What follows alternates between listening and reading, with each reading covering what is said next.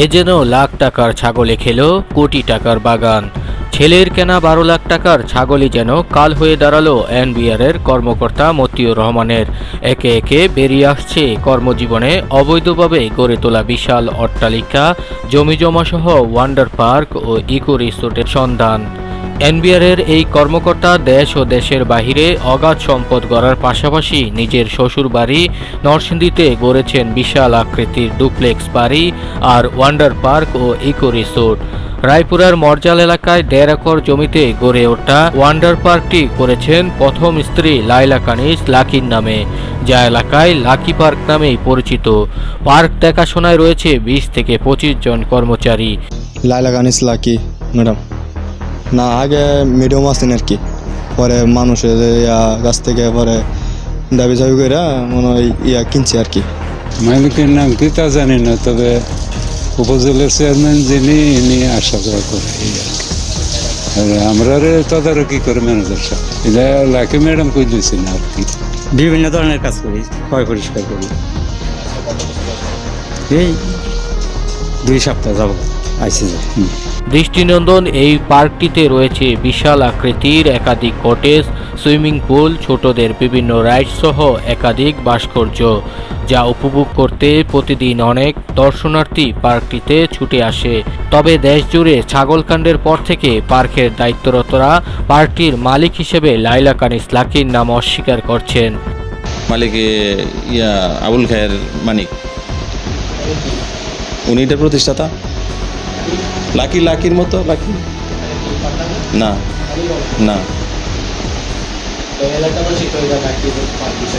এলাকাবাসী খুব জানুক না, এটা পার্কের মালিক হয়েছে আবুল খায়ের মানিক। স্বামীর অবৈধ অর্থের প্রভাব রয়েছে এলাকা জুড়েও। নিজের পছন্দের জমি সংগ্রহ করতে কোনো সময় টাকা ছাড়াই সন্ত্রাসী বাহিনী দিয়ে অন্যের জমি দখলে নেওয়ার অভিযোগ রয়েছে লাইলা কানিজ লাকির বিরুদ্ধে। টাকা দিয়ে করবো, তারপরে ওরা করে ফেলাইছে, পাকা করে ফেলাইছে। তা আমি বাধা দিতে গেছি, বলছে কি লাকির জায়গার মধ্যে বাধা দিতে হয়েছ, আর তো অনেক পয়সা ওলা শক্তি বিভিন্ন এলাকার থাকে, ওর বাধা দিয়ে কি করুম। আর ওই দুনিয়া করছে পরে ঠান্ডাতে পুলিশ আনে গাছের এবারও দেখছেন না কত পাক্কা করেছে।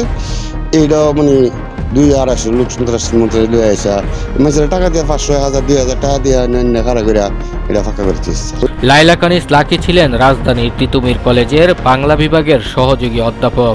নিজ এলাকায় জনপ্রতিনিধি হতে ছেড়ে দেন শিক্ষকতা। 2023 সালে রায়পুরা উপজেলার চেয়ারম্যান সাদেকুর রহমান মারা গেলে স্থানীয় এমপি রাজিউদ্দিন আহমেদ রাজুর সহযোগিতায় আর স্বামী মতিউর রহমানের অবৈধ অর্থের জোরে বিনা প্রতিদ্বন্দ্বিতায় হয়ে যান রায়পুরা উপজেলার চেয়ারম্যান। ওনার মূল চালিকা শক্তি হলো রায়পুরায় রাজিউদ্দিন আহমেদ রাজু এমপি সাহেব। তো এখন উপজেলা নির্বাচন আমিও করতে চাইছিলাম, আমাকে উনি বলেন তোর টাকা পয়সা নাই, তুই পারবি না।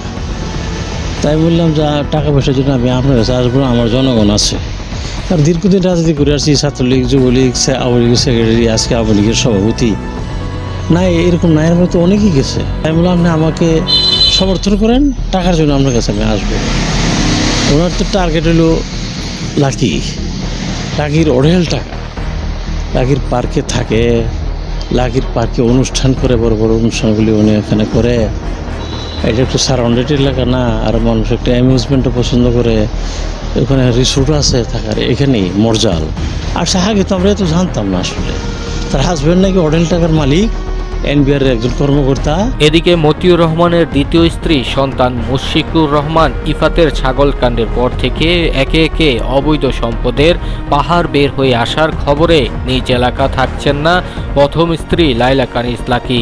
রায়পুরার মরজালের গড়ে তোলা বিশাল অট্টালিকা বাড়িটি এখন পড়ে আছে শুনশান নীরবতায়। লাইলা কানিজ লাকির দেওয়া নির্বাচনী হলফনামায় বিভিন্ন ব্যাংক ও বিভিন্ন আর্থিক প্রতিষ্ঠানে 3,55 লাখ টাকা সহ নরসিংদী ও গাজীপুরে শত শত বিঘা জমিজমা সহ রয়েছে অগাধ সম্পদের পাহাড়।